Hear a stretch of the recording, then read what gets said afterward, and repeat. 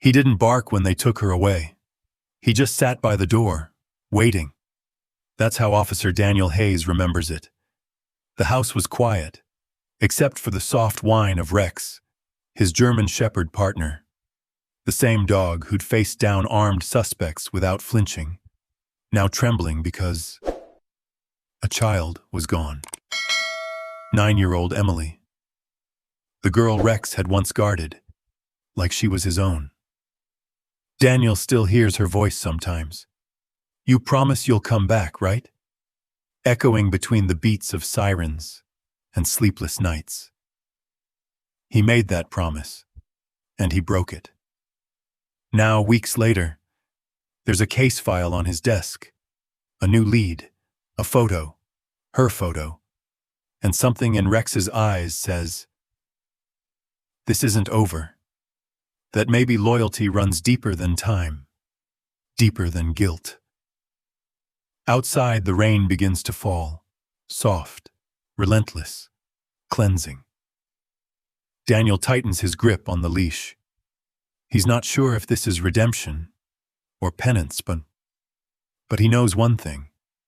When a dog refuses to give up on love, how can a man afford to? The sun had barely broken over the Denver skyline, painting the police station in hues of pale gold and steel gray. Inside, fluorescent lights hummed softly against the silence of an early morning shift. The world outside was waking, cars passing, coffee brewing, but in the corner office of the precinct, time seemed to move slower. Officer Daniel Hayes sat at his desk, shoulders hunched, the collar of his uniform slightly creased. His badge caught the light as he leaned forward, reading the same case file for what felt like the 100th time. He wasn't looking for new information. He just couldn't stop looking.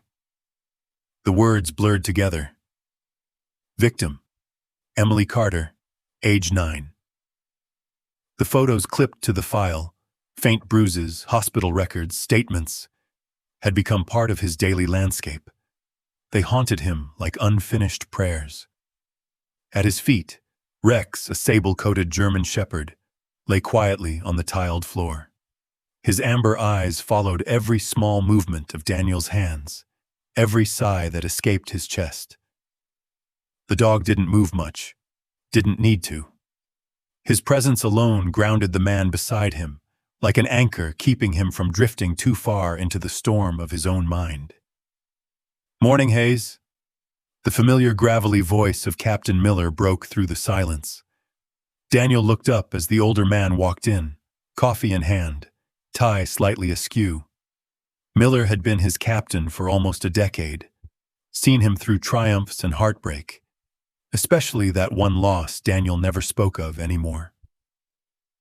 "You're in early again," Miller said, lowering himself into the chair opposite.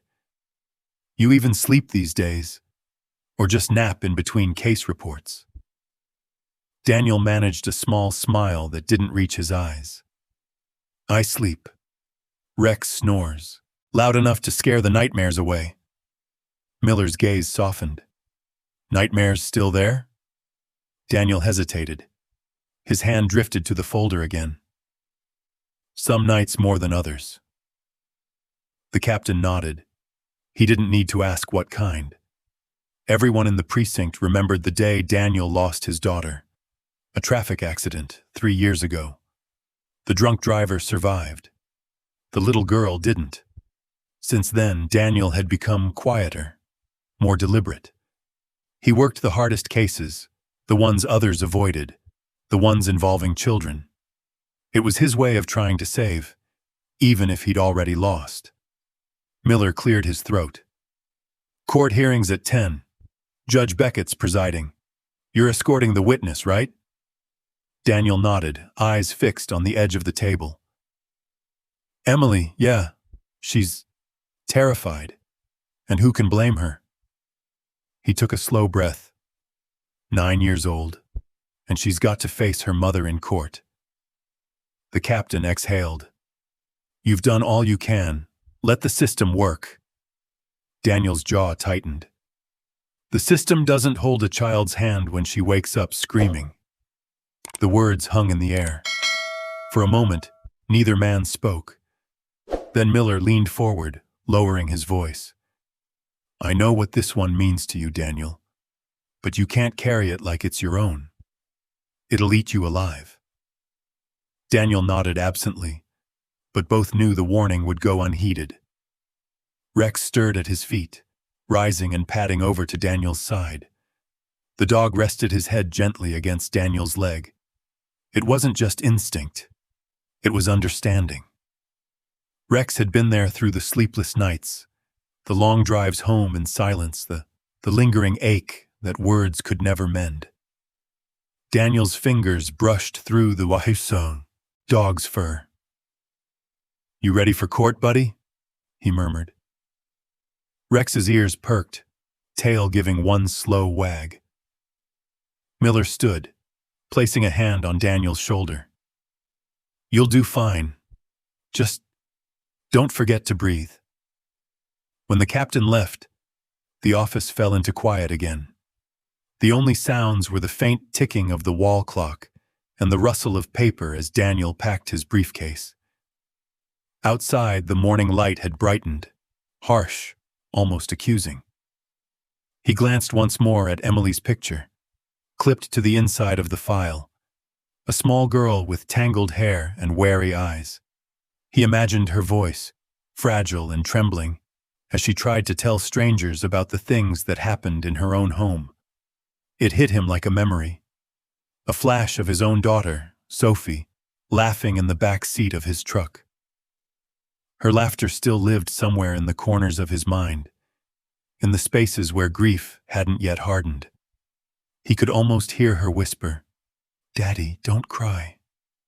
Daniel closed his eyes. He had promised himself he'd never fail another child if he could help it. Maybe that was why Emily's case cut deeper than any before. Because every bruise on her body felt like a reminder of what he couldn't protect. He straightened his tie, brushed his hands down his uniform, and crouched beside Rex. You know, sometimes I think you see things I can't, he said softly. Maybe that's why you're the one they trust in courtrooms. Rex tilted his head, as if he understood. The dog's gaze was steady, unjudging, loyal. Daniel smiled faintly. Let's go do what we're good at, standing beside the ones who can't stand alone. As they stepped out of the office, the hallway buzzed with the low murmur of morning briefings and phones ringing. But Daniel's mind was elsewhere, already in that courtroom, already bracing for the fragile voice of a girl who would have to speak her truth. He paused by the glass doors leading to the parking lot. Outside, the air was crisp and clean, the kind that carried both promise and pain. The mountains in the distance glowed faintly under the rising sun. Daniel placed his hand on the door handle and exhaled slowly. Come on, Rex. The dog trotted forward, his paws clicking softly against the floor tiles. Together they walked into the light, silhouettes blending, man and dog, partners not just in duty, but in shared silence. In that moment, Daniel felt the weight of everything he carried, grief, duty, hope, pressing down on his chest. But somewhere beneath it all, a quiet strength stirred. Maybe it wasn't about escaping the burden. Maybe it was about learning to carry it with grace. And as Rex looked up at him with those steady, soulful eyes, Daniel whispered, "We've got this, partner." The door closed behind them, and the day began. Another chapter in a story written not in glory or medals, but in small acts of courage, done quietly, faithfully, and without applause. The holding room was small, too small for the weight it carried. Pale morning light filtered through the blinds, cutting across the gray carpet in thin stripes. The air smelled faintly of coffee and disinfectant, but underneath that, there was something else, the uneasy quiet of fear. trying to hide itself. 9-year-old Emily Carter sat in the corner of the couch, her knees drawn up to her chest. The oversized sweater she wore made her look even smaller, as if she were trying to disappear into it. In her trembling hands, she held a paper cup of water that rippled every time her fingers shook. Across from her, Linda Ross, the social worker, tried to smile through her own exhaustion. Her voice was soft, deliberate, every word chosen with care. "You're safe here, sweetheart. No one can hurt you now." Emily nodded, but her eyes never left the door. Every time it creaked open, a clerk passing, a sound from the hallway, her whole body flinched. Her thumb traced the rim of the cup over and over, a small, repetitive motion that kept her anchored in the moment. Beside Linda stood Dr. Valerie Green, a therapist with kind eyes and a voice made of calm. She didn't push. She didn't pry. She knew that silence could be its own language, especially for a child who had been taught that speaking was dangerous. Valerie crouched down to Emily's level. "It's all right to be scared," she said gently. "You don't have to be brave right now. Just breathe with me, okay?" Emily's lips parted, her chest rising and falling unevenly.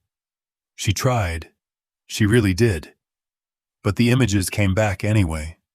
Her mother's shouting, the dark kitchen, the sound of a plate breaking. The memory clung to her like smoke. Time 6 and small, Linda noticed the tears welling up in Emily's eyes and reached out instinctively, but stopped halfway, remembering the last session when sudden touch had made the girl recoil. "You're doing great," she whispered instead. "You don't have to talk about it until you're ready." A faint knock came at the door. Both women turned, and Emily froze, the paper cup trembling again.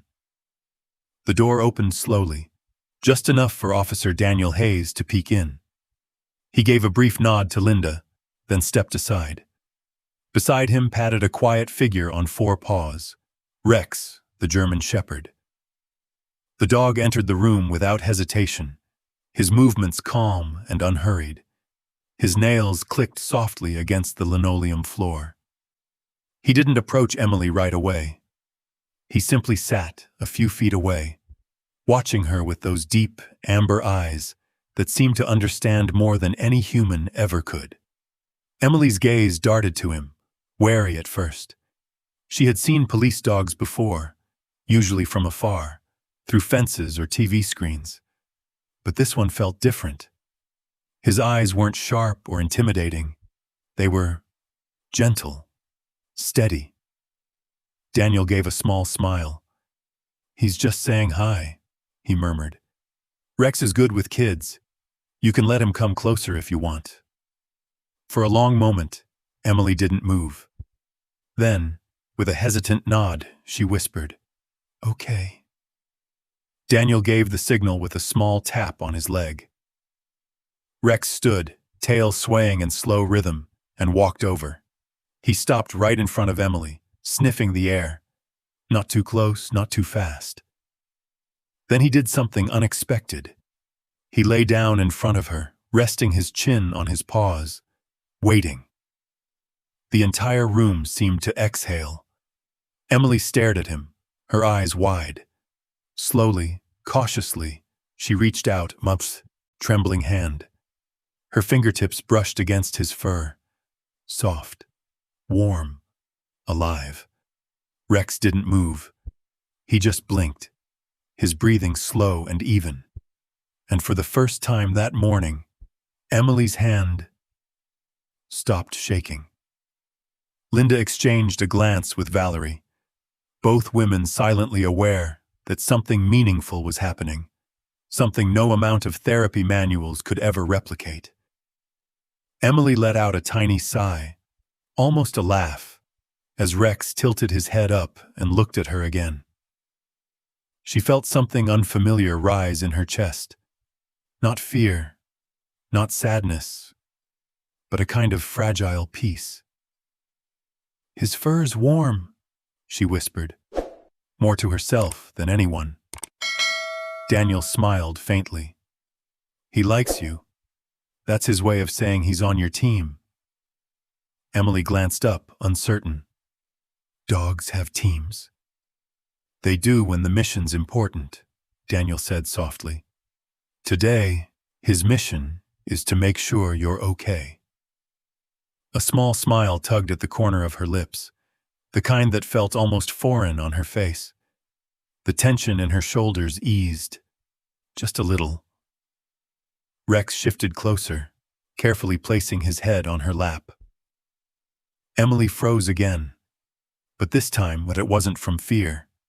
She stared down at the weight of him, the warmth seeping through her sweater.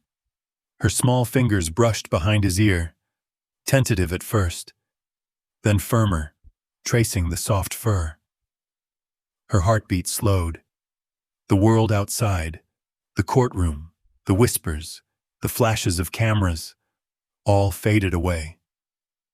For the first time in weeks, she felt safe. Valerie's eyes softened. She turned to Daniel, whispering, "He's remarkable." Daniel nodded. "He just knows. Some dogs do." A few minutes passed in silence. Emily's breathing steadied. The cup of water sat untouched beside her. Forgotten. Rex stayed perfectly still, his tail occasionally giving a lazy wag. Then, quietly, Emily spoke again, voice barely above a whisper. Will he be there when I talk?" Daniel met her gaze. "He'll be right outside. He'll hear you. You can look at him if you need to remember you're not alone." She nodded, clutching a handful of Rex's fur, as though anchoring herself to that promise. A single tear slid down her cheek, catching the light from the blinds. But it wasn't the same kind of tear she'd shed before. It wasn't fear. It was release. Linda reached for a tissue and handed it to her gently. "You're very brave, Emily." The little girl shook her head. "I'm not brave," she said softly, eyes still on Rex. "He is." The words landed in the room like a prayer, quiet, pure, and true. Rex lifted his head slightly, his tail wagging once more as if he understood the compliment. Daniel felt a lump rise in his throat. He turned toward the hallway, pretending to check his watch, but really he was steadying his own emotions. He'd seen hardened officers cry less than he felt right then.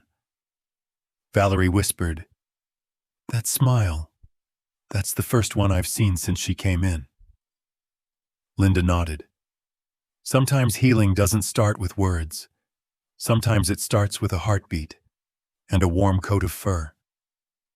Emily leaned down, her forehead gently resting against Rex's head.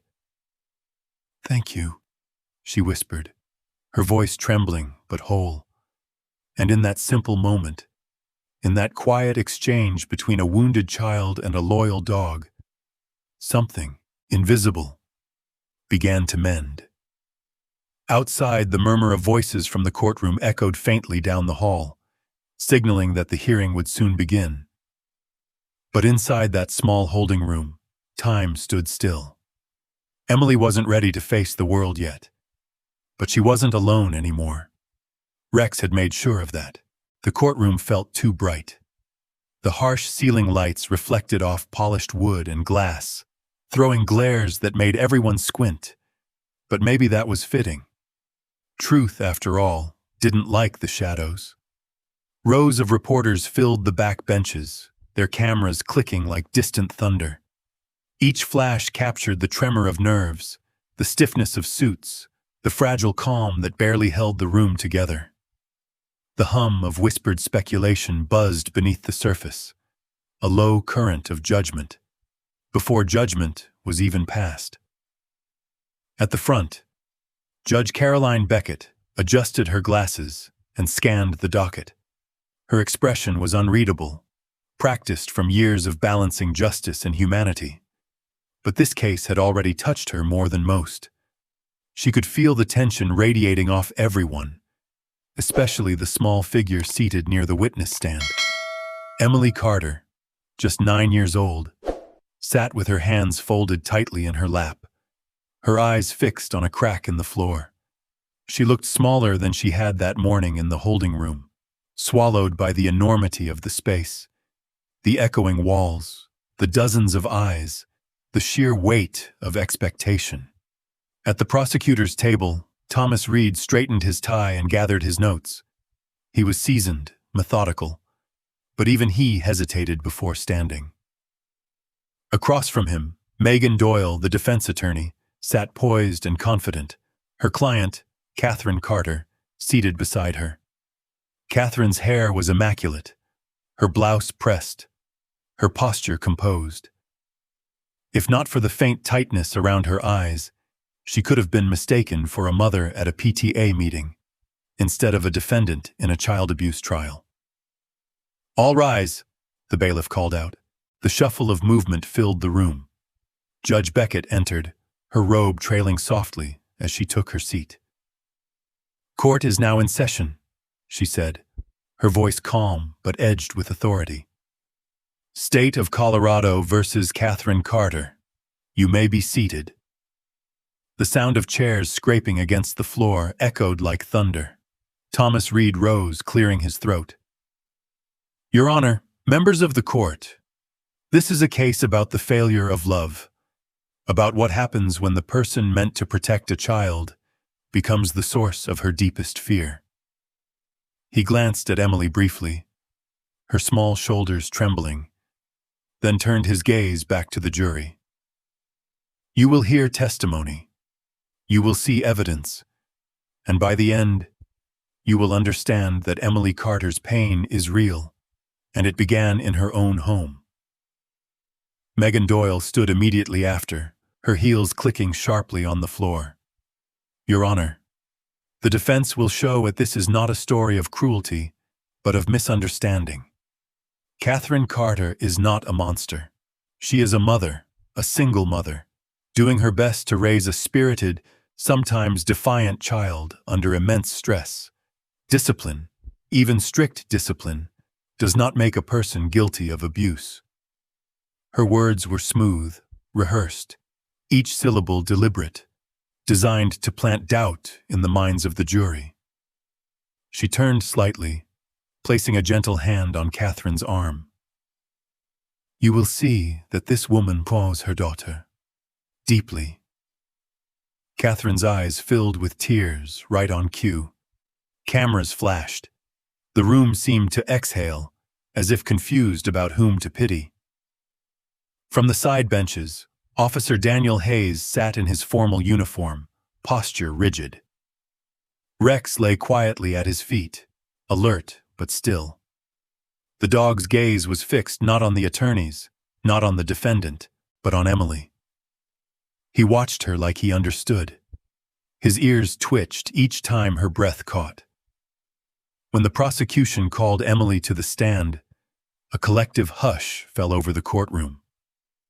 Linda Ross, the social worker, walked beside her, a steadying hand near her shoulder.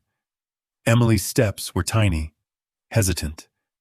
Her eyes darted toward the defense table, toward her mother, and immediately looked away. "Do you swear to tell the truth, the whole truth, and nothing but the truth?" the bailiff asked. Emily's voice was barely audible. "Yes." She climbed into the witness chair, feet dangling above the floor. Her hands fidgeted with the hem of her sleeve. Thomas Reed smiled gently, crouching slightly to meet her eye level. "Hi, Emily. I know this is hard, but can you tell us, in your own words, what happened that night?" Emily's lips moved, but no sound came. Her gaze flicked to her mother. Catherine stared back, eyes glossy but unyielding, a silent warning only a child could read. Emily stammered, her small hands trembling. "I fell." Thomas frowned slightly. "You fell?" She nodded quickly, eyes wide with fear. "I was clumsy. I always fall. A murmur rippled through the courtroom. Thomas exchanged a glance with Linda, whose expression tightened. He tried again, softer. Emily, you're very brave for being here. Remember, you're safe. No one can hurt you now. Can you tell us who was home that night? Her lower lip quivered. Just me and Mom. And what were you doing before you fell? Silence. Her breathing quickened. The judge leaned forward. It's all right, sweetheart. Take your time. Emily's eyes filled with tears. She looked down at her shoes, whispering something no one could hear. Thomas took a step closer. Can you speak a little louder, honey? I broke the plate, she said, the words tumbling out like something rehearsed. She didn't mean to hit me. I made her mad. It was my fault. Gasps. Reporters scribbled furiously. From the defense table, Megan Doyle rose. Objection, Your Honor. The witness is clearly distressed. Judge Beckett nodded gravely. Sustained. Let's take a short recess. The bailiff announced the break, and chaos resumed. Whispers, shuffling feet, the click of cameras. Emily sat frozen, her face pale, eyes glassy. Daniel clenched his fists in his lap. Every word had felt like a blade, not just against Emily's truth, but against the part of him that saw his own daughter's face in hers. Rex let out a soft whine, head tilting, gaze still fixed on the child. Daniel placed a hand on the dog's neck. Easy, boy, he whispered. But his own voice was unsteady. Across the room, Catherine Carter leaned into her lawyer, pretending to sob quietly into a tissue. Megan whispered something in her ear, and Catherine nodded, composed herself, and glanced toward the jury, ensuring they saw every tear. Meanwhile, Emily sat motionless. Linda knelt beside her, whispering reassurance. The girl's eyes drifted briefly toward the gallery, finding Rex. Their gazes met, human and animal, pain and patience. Rex's tail moved once, a small, almost imperceptible wag. For a heartbeat, the corners of Emily's mouth lifted, faint as dawn light. Then the bailiff's voice broke through the moment. 10-minute recess. The courtroom began to empty, but the silence Rex left behind, the look in his eyes, carried something unspoken. A warning, a promise, a knowing that the truth was still buried somewhere in that room, and soon it would find its way out.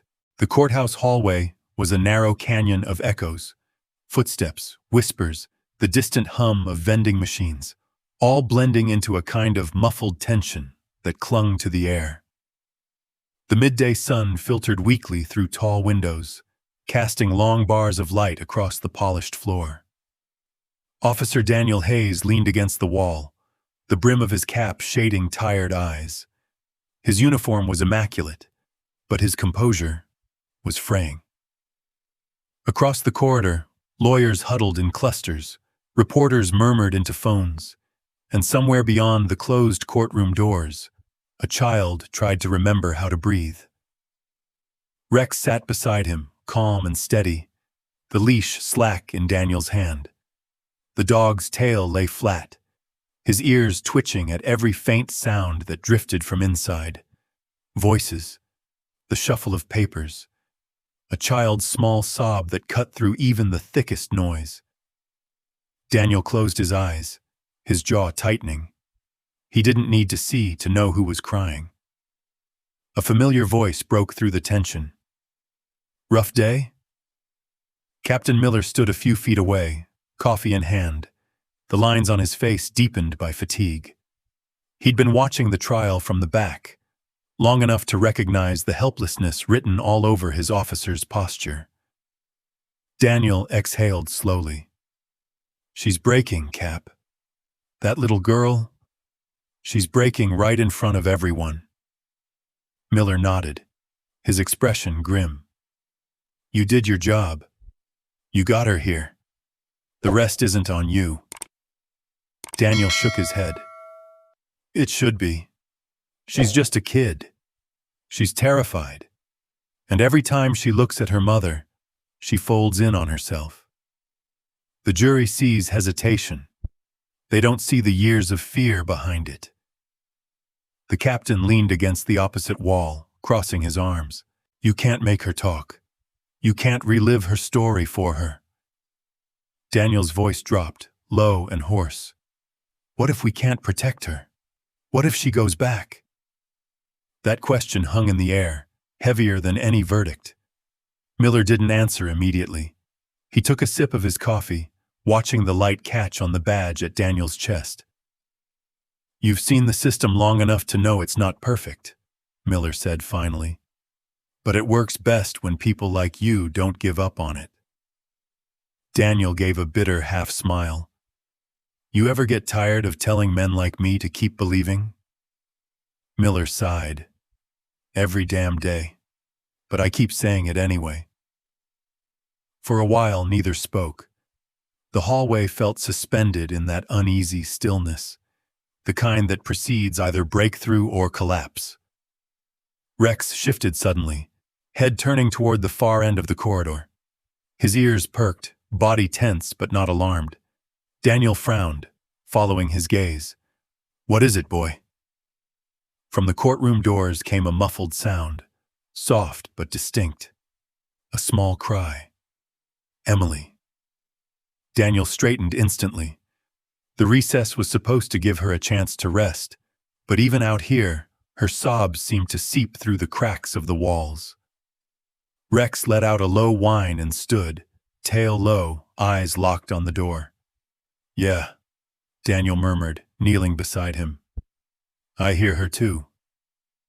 Miller watched quietly, his brow furrowed. You two have that psychic thing going on again? Daniel managed a faint chuckle. Something like that. He just knows. Rex's nose twitched.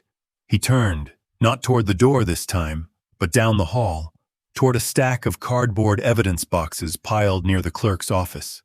The boxes were labeled with black marker, half-sealed, a small chaos of files and photographs from earlier hearings. Hey, Daniel said as Rex began to move toward them. No, stay. But the dog ignored him. His steps were deliberate, his posture alert but not aggressive, as if following a scent that only he could sense.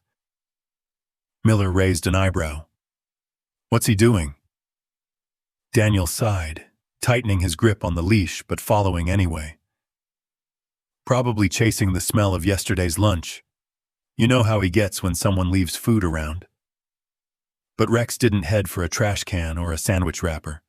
He stopped right beside the pile of boxes, his nose pressed to one in particular, a medium-sized container marked Exhibit Prep, Defense. The dog sniffed once, twice, then gave a short, decisive huff. His paw lifted and pressed gently against the side of the box. Daniel frowned. What is it, buddy? Rex looked back at him, then back to the box, tail still, ears forward. Miller stepped closer. He's tracking something. Daniel crouched down, curiosity edging into his fatigue. Hey, whatever it is, we'll check it later, okay? Not now. He patted the dog's neck, tugging lightly on the leash. We've got a job to finish. Rex hesitated, reluctant, almost disobedient in a way Daniel had rarely seen. Then, slowly, he backed away and sat down, gaze lingering on the same box. The faint sound of a door closing echoed through the hallway, pulling Daniel's attention back toward the courtroom. Pitch for first. Time to go back in, Miller said. Daniel stood, still looking at the box. Yeah. Let's hope the truth finally decides to show up. He gave Rex a final pat, and they turned toward the courtroom doors. The dog followed, but not without glancing back once, just once, at the pile of evidence. His gaze lingered there a heartbeat too long, like he knew something no one else did. Miller caught the look and murmured half to himself, that dog's got better instincts than half the department. Daniel didn't respond. He was already lost in thought again, the weight of the morning pressing harder on his shoulders. The echo of Emily's broken voice replayed in his head. It was my fault. As they reached the doors, he paused, hand resting on the handle. His reflection stared back from the polished surface.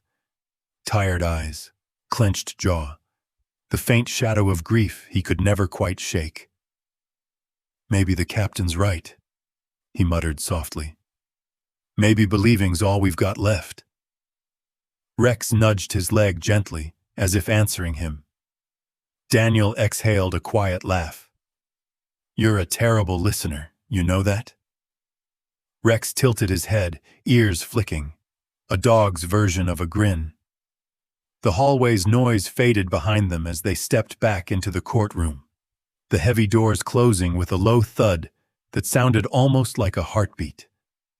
Neither man nor dog noticed that behind them, one of the evidence box lids had shifted slightly, a corner of a crumpled photograph now visible in the slit of light. But that discovery would come later. For now, the battle was still inside, a war between truth and fear, fought in whispers and tears. And as Daniel took his seat once more beside Rex, the thought pressed hard against his chest. Time out, Trembles. If justice had a voice, it was faint. If it had a heart, it might just beat beneath a coat of fur. The second day of the trial began under a heavy, unmoving sky. The light filtering through the courthouse windows carried a grayness that mirrored the mood inside. By now, the reporters had multiplied, cameras lined up like watchful eyes, ready to record every breath, every crack in a little girl's voice. The room was full before the session even began. The air felt tighter, the silence sharper.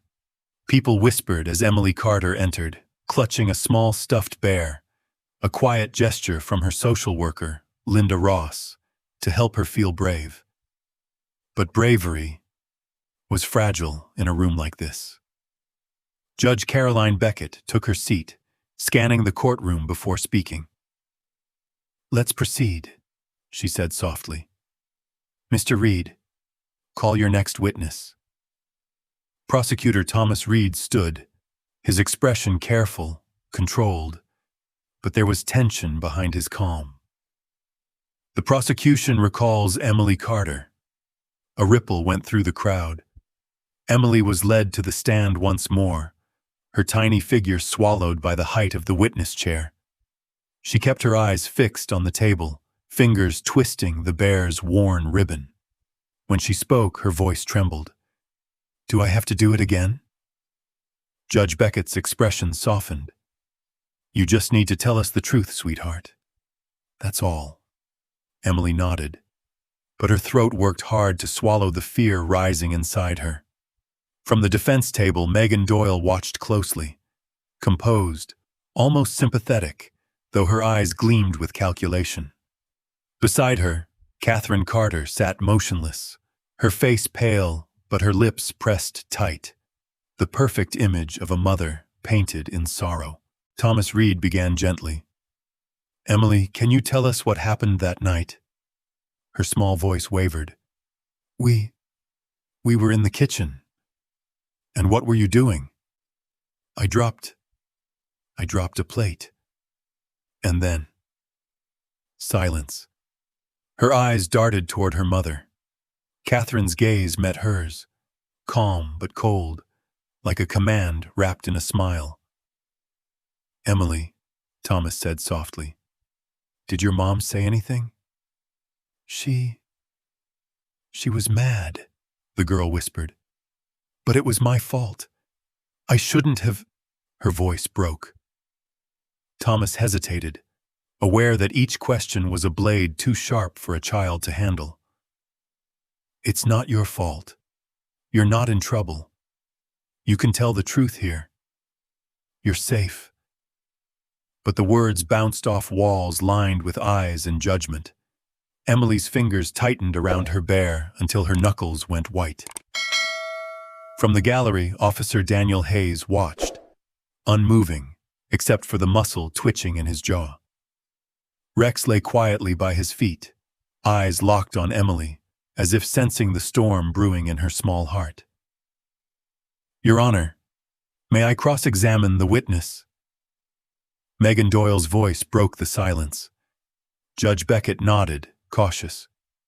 "Proceed carefully, Ms. Doyle." Megan approached the stand, heels clicking softly.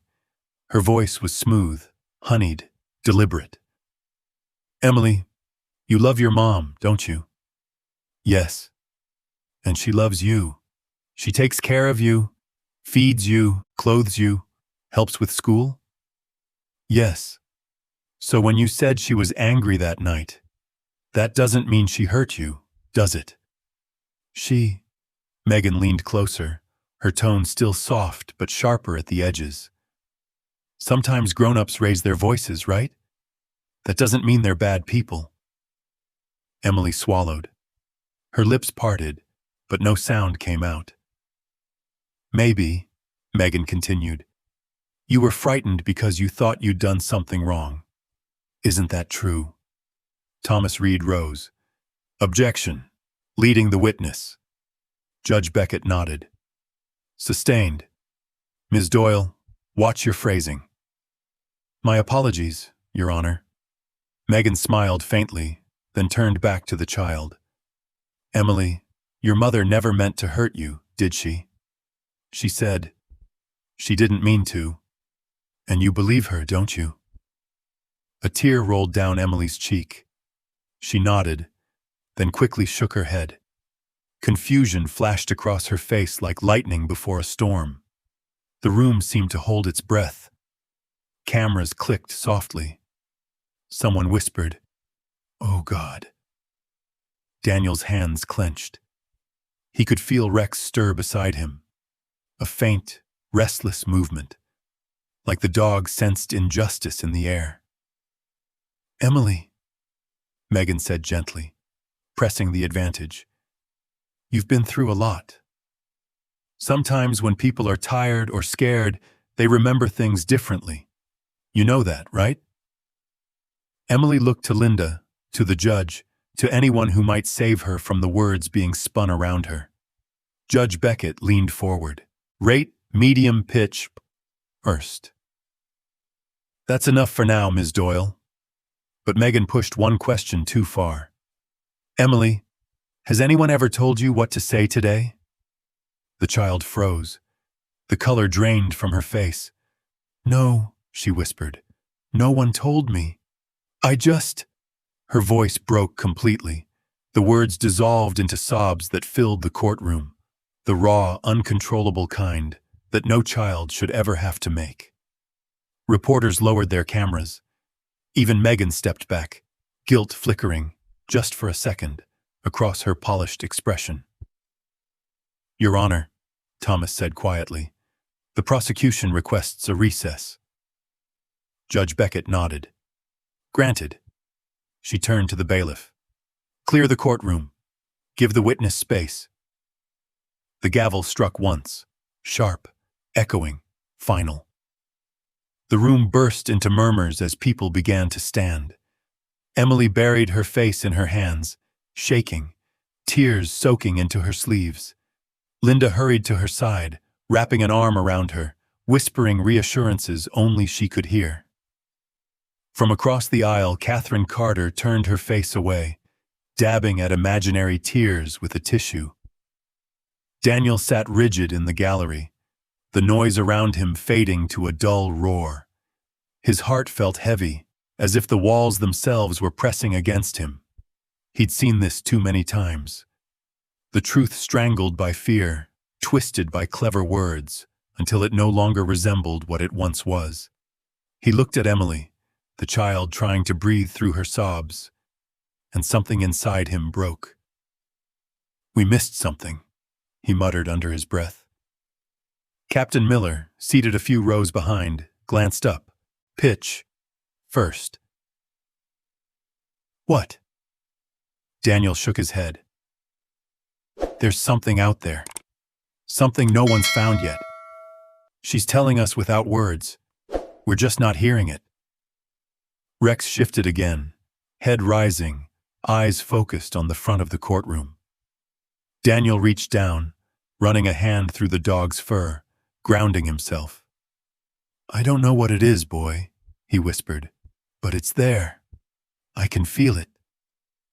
The bailiff opened the side door, escorting Emily out of the room, her small figure dwarfed by the tall adults around her. She clutched her bear close, her tears still falling silently. As the doors swung shut behind her, the echo lingered, a child's sob fading into stillness. Daniel stayed seated long after the room emptied, his jaw clenched, his pulse steady but heavy. He could sense it. The missing piece, the proof buried somewhere just out of reach. And beside him, Rex let out a quiet sound. Not quite a growl, not quite a sigh. Something in between. It was as if the dog, too, could smell the truth, still hiding in the shadows.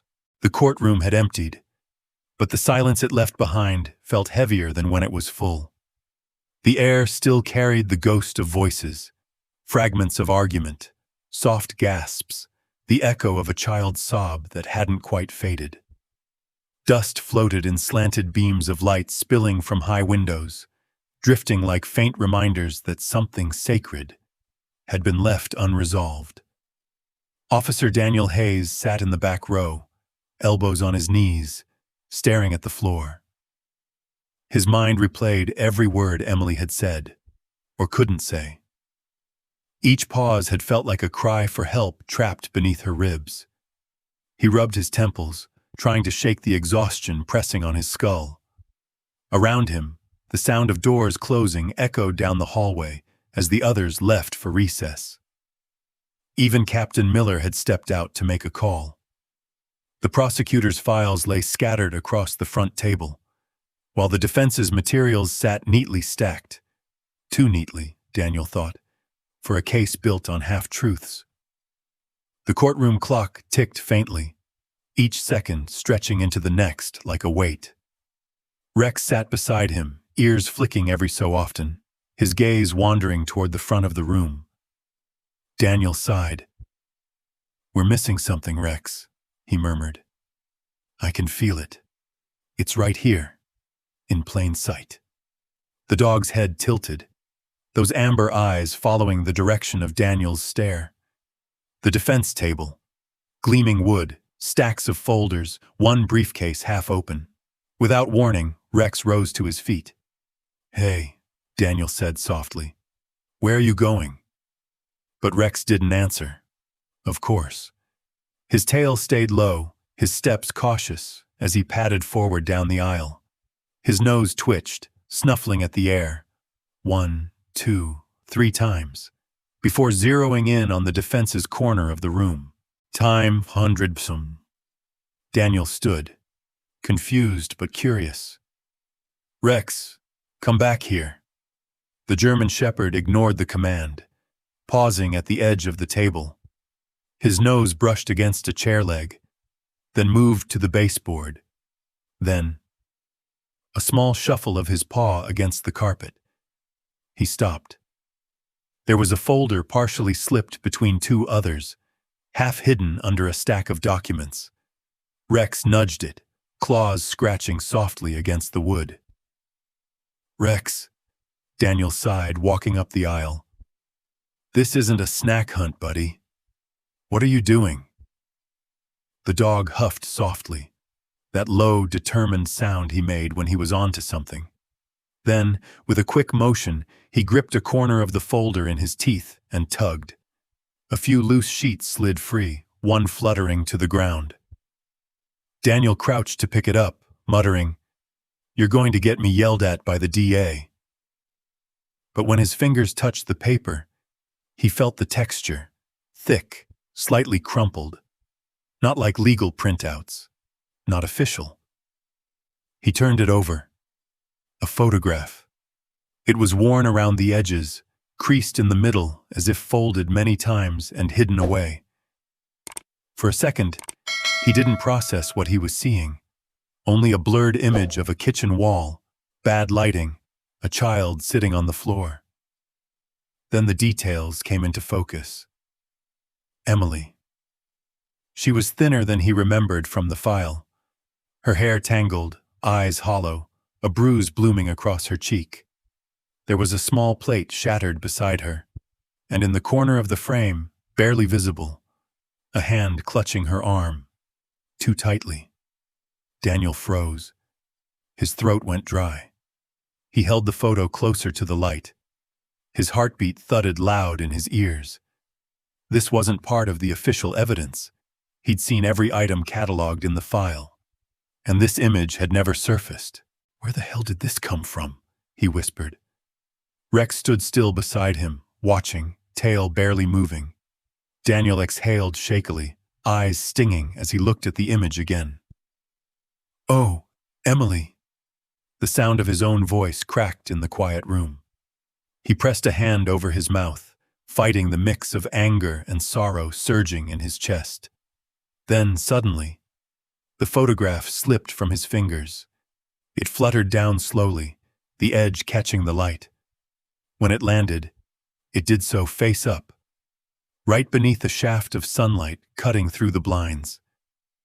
The beam of light fell perfectly across Emily's face in the image, illuminating every bruise, every tear, every ounce of pain she'd carried in silence. For a long time, Daniel couldn't move. The air felt sacred somehow, like the room itself had paused to bear witness. Rex stepped forward, lowering his head to sniff at the photograph. Then he looked up at Daniel, eyes steady, unblinking. And that was the moment it hit him.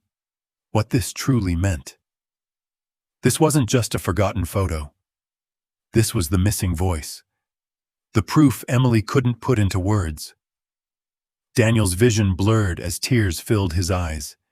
He reached down, gently picking up the picture again. "Good boy, Rex." His voice broke mid-sentence. "You found her voice." He knelt there beside the dog, the photo clutched to his chest, his breathing uneven. The sound of the ticking clock seemed distant now, replaced by the quiet weight of truth settling into place. Rex nudged his hand softly, tail moving once, twice, almost as if to reassure him. "We've got her, buddy," he whispered. "We've finally got her." He stood slowly, scanning the empty courtroom. The stillness felt different now, not suffocating, but waiting, expectant. The way the world feels right before something breaks open. His eyes drifted to the defense table. The folder Rex had pulled from was labeled neatly, "Private, Client Reference." A note slipped inside read, "Keep copies secured until advised." Daniel exhaled sharply, shaking his head. This photo hadn't been forgotten. It had been hidden. And somehow, Rex had known exactly where to look. For a long moment, Daniel stood there, a lone figure in the vast courtroom, sunlight streaking across his uniform, the photo trembling slightly in his hand. He looked down at Rex again. "You were listening when no one else was." The dog blinked, calm and steady, the faintest wag of his tail answering him. Outside, a door closed somewhere down the hall, and the faint murmur of returning voices signaled that recess was nearly over. Daniel tucked the photograph carefully into an evidence envelope, sealing it with steady hands. His heart still raced, but this time it wasn't from despair. It was from the fragile, rising pulse of hope. As he clipped the envelope shut, the sun shifted, its light glinting off the photo one last time before fading. Daniel looked toward the door. "Come on, partner," he said softly. "It's time to bring her truth to light." Rex gave a low bark, almost like agreement. Together they walked toward the courtroom doors, a man and his dog, carrying more than just evidence. They carried the weight of a child's silence, and the beginning of justice breaking through. The courtroom doors swung open with a low, hollow echo. Afternoon light poured through the tall windows, throwing long shadows across the floor as everyone filed back to their seats. The atmosphere had changed, denser now, charged with something that felt like anticipation and unease stitched together. Reporters returned to their benches, cameras poised. The jurors whispered quietly among themselves. On the stand, Emily Carter sat small and pale, her stuffed bear clutched tightly against her chest. Her eyes flickered toward the door as Officer Daniel Hayes and Rex entered, moving with quiet purpose. Daniel's expression was composed but taut, his heartbeat a steady drum beneath his uniform. In his hand he held an evidence envelope, sealed, marked, and heavier than anything he'd carried in years. Judge Caroline Beckett adjusted her glasses as she noticed him approaching the prosecution table. "Officer Hayes," she said, her tone calm but curious, "you're not scheduled to testify." "No, Your Honor," Daniel replied.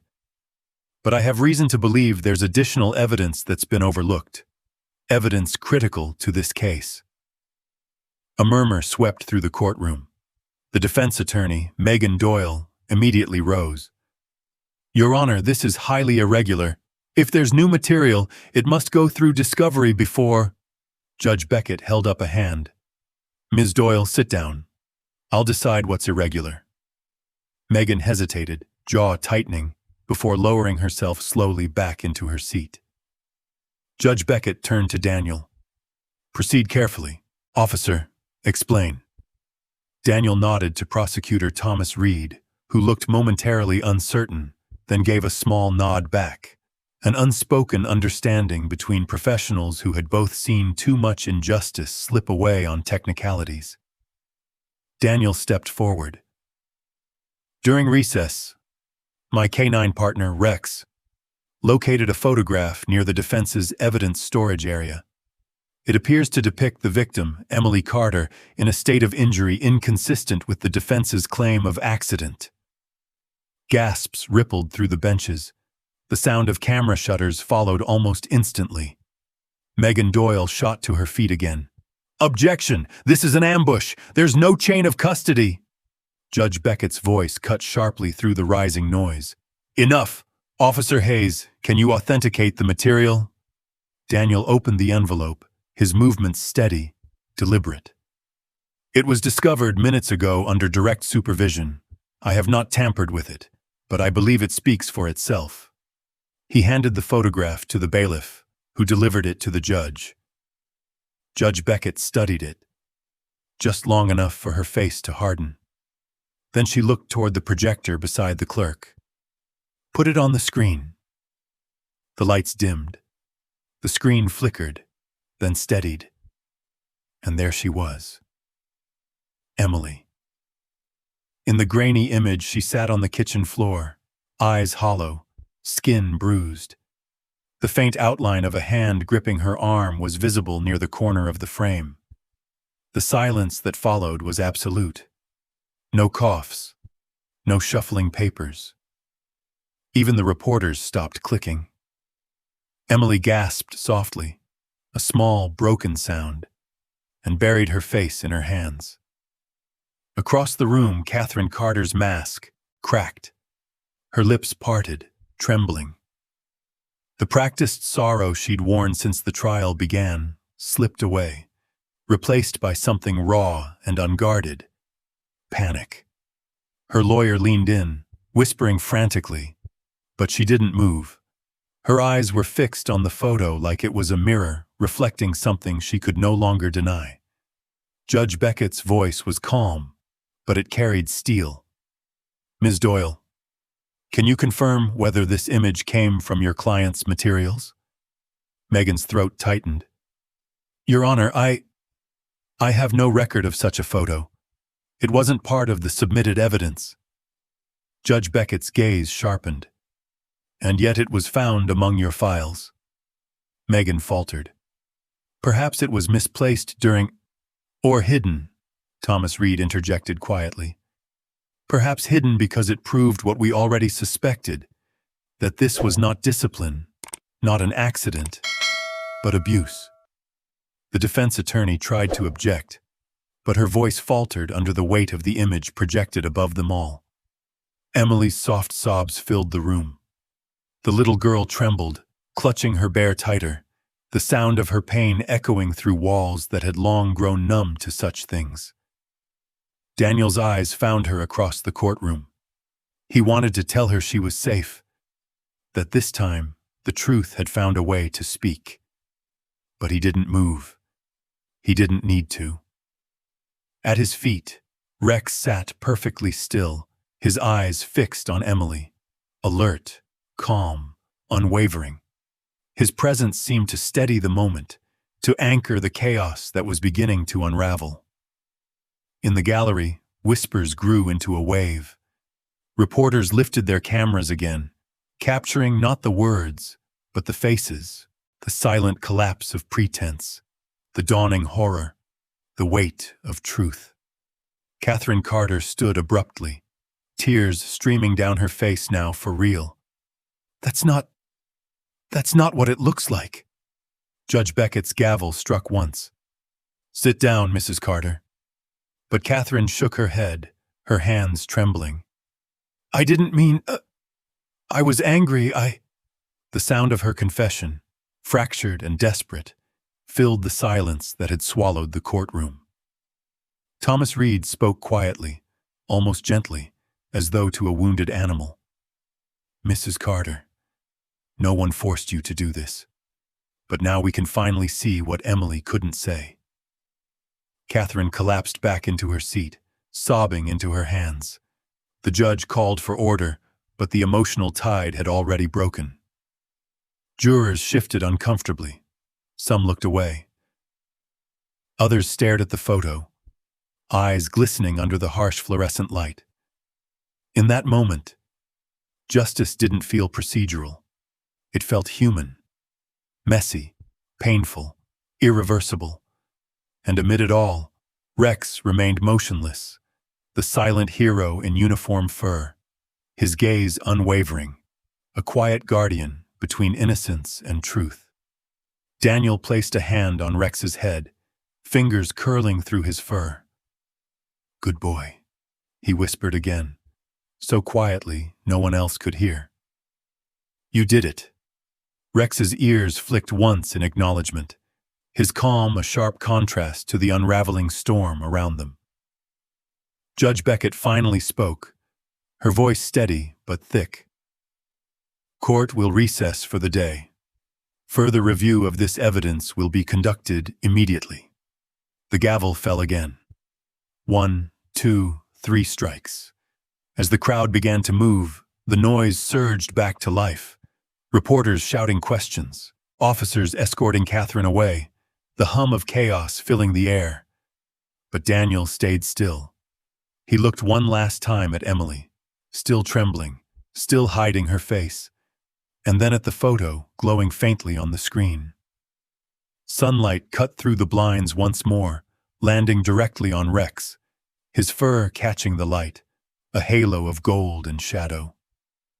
The cameras turned toward the girl, toward the defendant, toward the chaos. But for one fleeting second, the lens caught him, the dog who had found the voice of a child.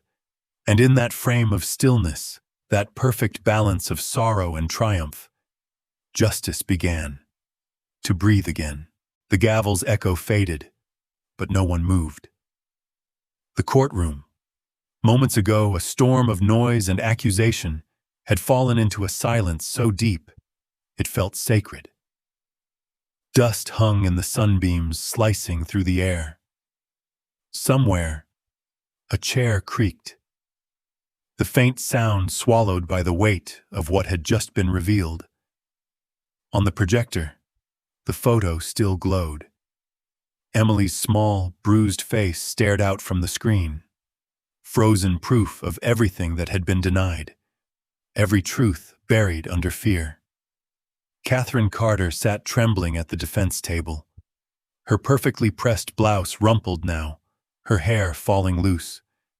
The tissue she held was soaked through, torn at the edges. At first, she whispered, barely audible words that didn't seem to belong to any language of reason.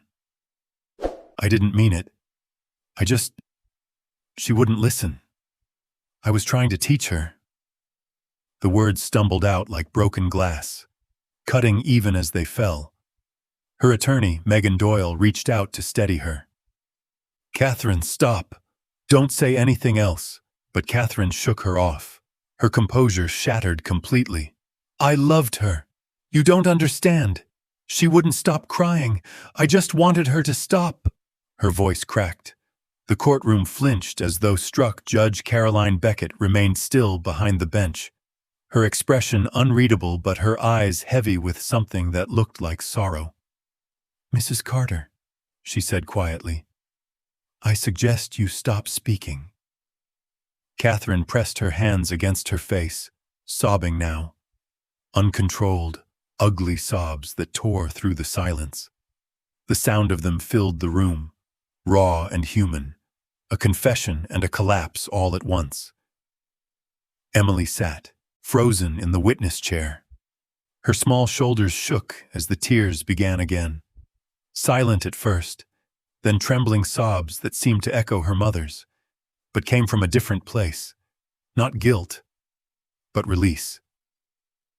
The defense table was chaos. Papers scattered, Megan whispering frantically, reporters scribbling, flashes popping like lightning across the scene. But amid the chaos, one image stood still.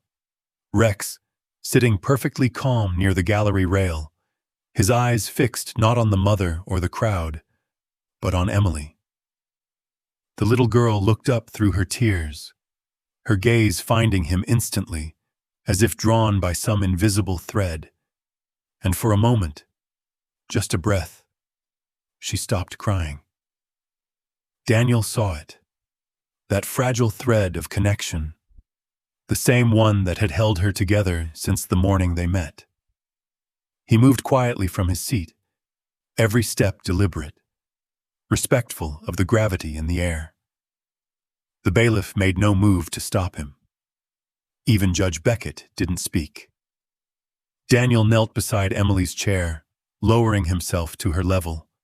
His voice, when it came, was low and gentle, the kind of tone that could soothe a wounded animal or a child too scared to trust her own heartbeat. Hey, he said softly. You did good, Emily. She shook her head, wiping her face with her sleeve. Everyone's mad, she whispered. No, Daniel said. Not mad at you. Never you. Her gaze flicked toward the screen, the image of her younger self still frozen in pain. That picture. I remember that day. I know, Daniel said softly.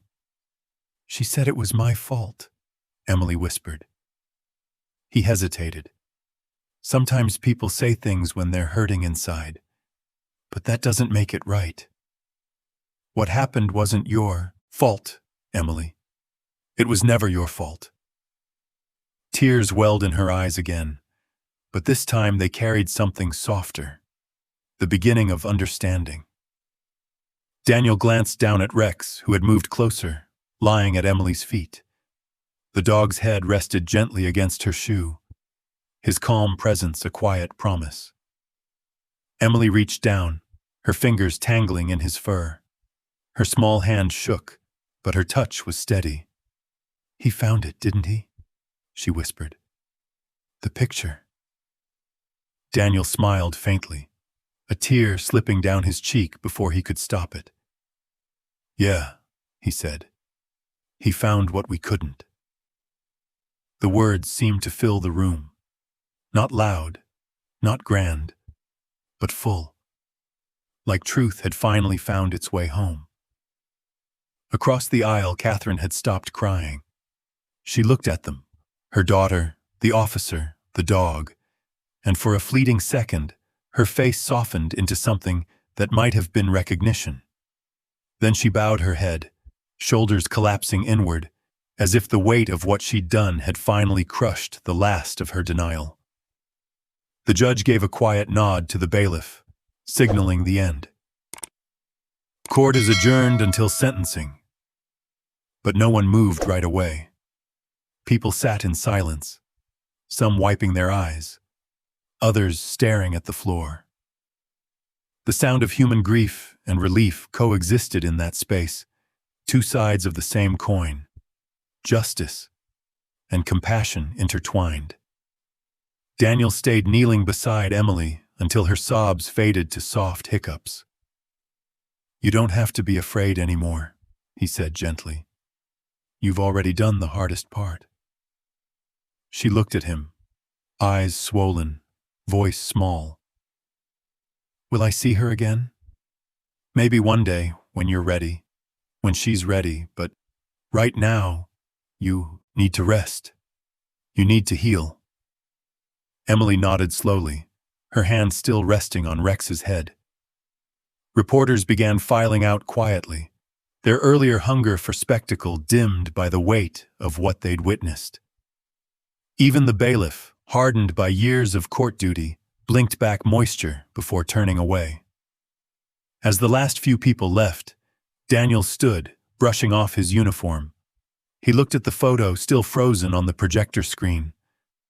A captured moment of suffering, now transformed into evidence, into truth. He reached out and switched the projector off. The image vanished, leaving only light, soft, golden, almost forgiving. Emily slid off the witness chair. Rex followed her instantly, tail wagging once. The little girl turned to him with a tiny, fragile smile. "Thank you," she whispered. Daniel placed a hand on Rex's back, pride and ache intertwined. "You've got a good heart, kid," he said to her. "And he's got your back." As they began to walk toward the exit, Emily paused, glancing one last time toward her mother.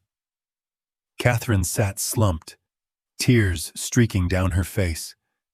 Their eyes met, mother and child, for the first time without anger between them. Catherine mouthed something, barely visible. "I'm sorry." Emily blinked, then turned away, her hand still resting on Rex's fur as they left the courtroom together. The heavy doors closed behind them with a soft thud, sealing the moment like the end of a prayer. Outside, the afternoon light spilled across the marble steps, bright and clean. For the first time in months, Daniel felt the air fill his lungs without the weight of failure pressing against it. He looked down at Rex, who trotted beside Emily, their steps small and synchronized. Rate, medium, pitch. "First." "Good work, partner," Daniel murmured. Rex looked up briefly, tail swaying, as if to say, "We're not done yet." Daniel smiled through the wetness in his eyes. Maybe they weren't. But for now, one truth had finally been heard. And in that quiet, tearful victory, in the bond between a scarred child, a broken officer, and a loyal dog, justice didn't feel like a verdict. It felt like healing. It was a soft afternoon in Denver, the kind that carried a quiet hum of life, where sunlight spilled gently through the blinds and the world seemed to breathe a little easier. The police station wasn't busy that day. Phones rang in distant offices, the smell of coffee drifted through the halls, and muted laughter rose from a nearby break room. But in the corner of the K-9 division, Officer Daniel Hayes sat at his desk, sorting through files that no longer felt as heavy as they once had. Rex lay at his feet, head resting on his paws, half asleep. His tail twitched occasionally at the sound of passing footsteps, always alert, even in rest. Daniel looked up when the front door opened. The receptionist spoke softly with someone, then gestured toward his office. A moment later, a small voice floated down the hall. "Officer Hayes?" Daniel turned in his chair, For a heartbeat, he couldn't move. There she was, Emily Carter. She was dressed in a light blue hoodie, her hair brushed neatly, a backpack slung over her shoulder. The bruises were gone, replaced by the faint flush of childhood returning. Her eyes still carried a shadow of the past, but behind it, something new glimmered. Light. Behind her stood Linda Ross, the social worker, smiling gently. She wanted to come by, Linda said. Said she had something for you both. Daniel's throat tightened, but he managed a smile. You didn't have to ask twice. He rose to his feet, motioning toward the open space near the window. Come on in, kiddo. Emily's eyes darted to the floor, and then to the figure beside Daniel's desk. Rex had lifted his head, ears perked, tail swaying slowly as recognition dawned. Emily's breath caught. He remembers me. Daniel crouched beside Rex, his voice warm. He does, he said softly. He's been waiting. The dog stood, stretching lazily, then walked toward her. His steps were unhurried, confident, as though he'd been expecting this moment all along. When he reached her, he sat, tail thumping once, eyes bright. Emily hesitated for only a second before dropping to her knees. Her small hands reached out, trembling, but not from fear this time. She buried her face in his fur, arms wrapping around his neck. I missed you, she whispered. So much. Rex's tail wagged harder, the steady thump-thump filling the quiet room like a heartbeat. He leaned into her embrace, pressing his head against her shoulder. Daniel blinked away the blur in his vision. He'd seen hundreds of reunions, families, victims, lost dogs returned to their owners, but none like this. This one felt pure. Emily pulled back slightly, reaching into her backpack. I made something for you, both of you. She carefully unfolded a sheet of paper, a drawing done in crayon, bright and imperfect and full of life. It showed a girl holding a dog's paw under a big yellow sun. Above them, written in neat, uneven letters, My hero. Daniel swallowed hard. That's beautiful, Emily. She smiled shyly. That's you and Rex. I wanted to say thank you for finding me. Daniel crouched down beside her, studying the picture, the child in on. The drawing was smiling, wide, unafraid. Looks like someone's been practicing her art. Emily giggled softly, tucking a strand of hair behind her ear. My foster mom says drawing helps me think happy thoughts. That's a smart woman, Daniel said. Rex gave a low, contented huff, laying his paw gently on Emily's knee. Daniel leaned back slightly, watching them. The child and the dog. Their connection so simple, yet powerful enough to bridge everything broken. Linda stepped forward quietly. We've got her settled with a good family, she said softly. She's doing well, sleeping better, smiling more. Daniel nodded, his eyes still on Emily. She deserves that. A long silence filled the room. Not awkward, just full. Emily looked up. Does Rex still go to court? Daniel chuckled. Sometimes, but I think he's earned a few slower days. Can I see him again? She asked quickly. You can visit any time, Daniel said. He's your friend now, too. She smiled, a real one this time, open and bright. Promise? Promise. She stood and gave Rex one last hug, pressing her cheek against his head. Bye, Rex, she whispered. You're the best dog in the world. He licked her cheek, earning a laugh that sounded like sunlight breaking through clouds. Daniel's heart swelled, not with pride, but something deeper. Gratitude, maybe. Redemption. When Emily finally let go, she turned toward the door, holding her drawing carefully in both hands. Linda placed a gentle hand on her shoulder, guiding her toward the hallway. But before leaving, Emily stopped and looked back. "Officer Hayes?" "Yeah?" Her voice was soft, but sure. "You were right. It's not my fault." Daniel froze, the words hitting deeper than any medal or commendation ever could. "That's right, kiddo. Never was." She nodded once, a tear slipping down her cheek. Not from sadness, but release. Then she turned and walked away, her small figure framed by the golden light spilling through the doorway. Rex watched until she was gone, ears perked, tail still. The door closed softly behind her. For a long time, Daniel didn't move. He just stood there, staring at the space she'd left behind. The air felt lighter, cleaner somehow. Finally, he crouched beside Rex again. "You did good, partner," he said quietly. "You gave her something we couldn't. Hope."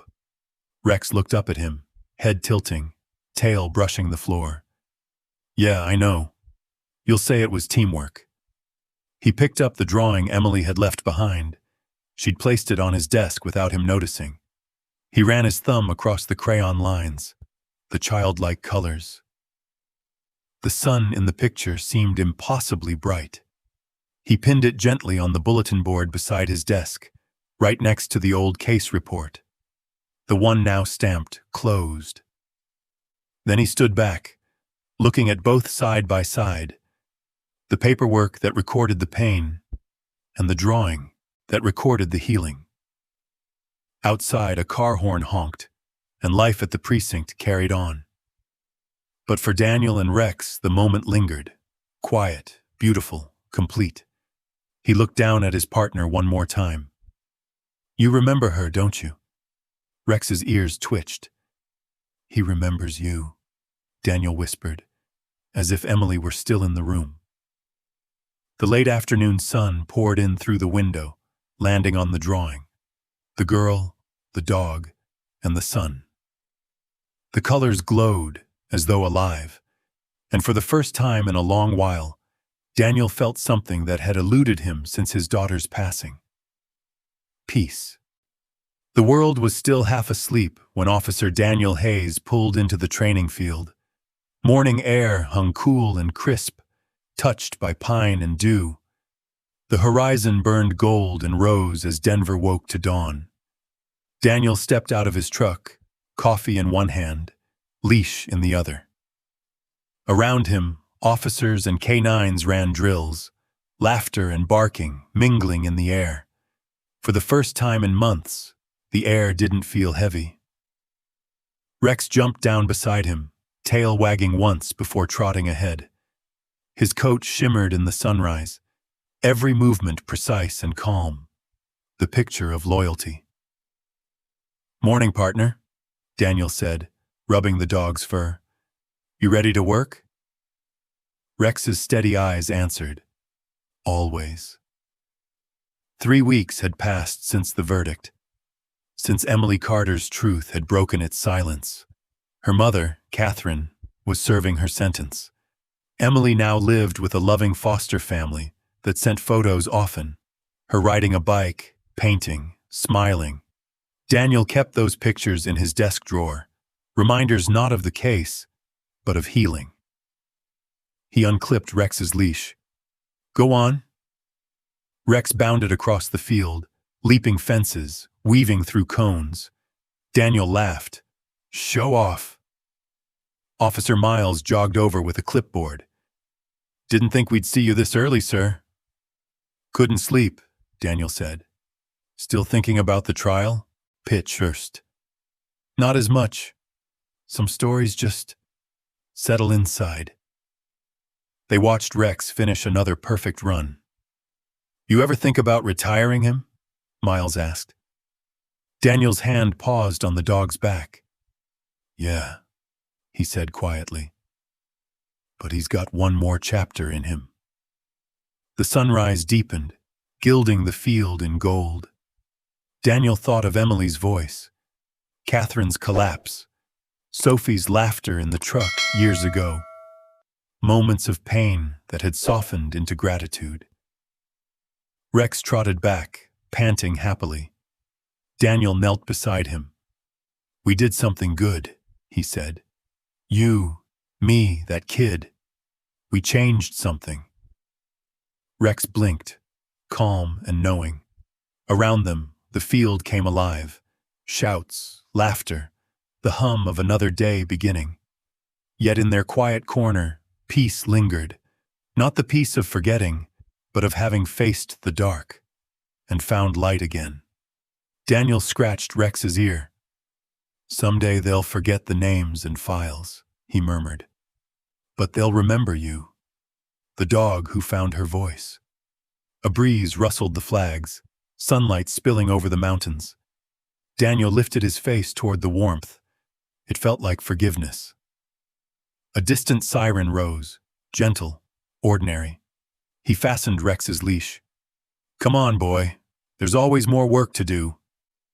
Man and dog walked across the field, sunlight chasing their shadows until they blended into one.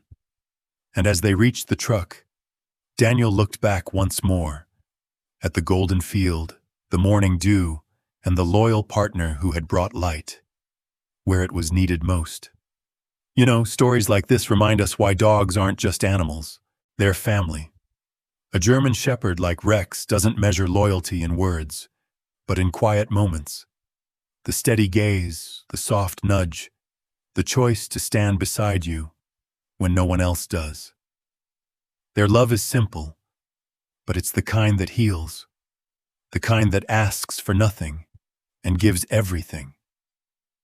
If you've ever looked into your own dog's eyes and felt that unspoken understanding, you already know what I mean.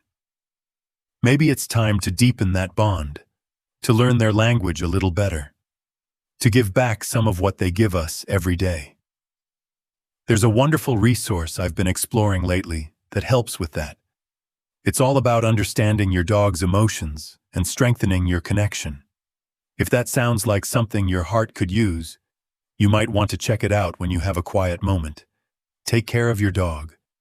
Hold them a little closer today. Because in their eyes, we're already everything they've ever wanted.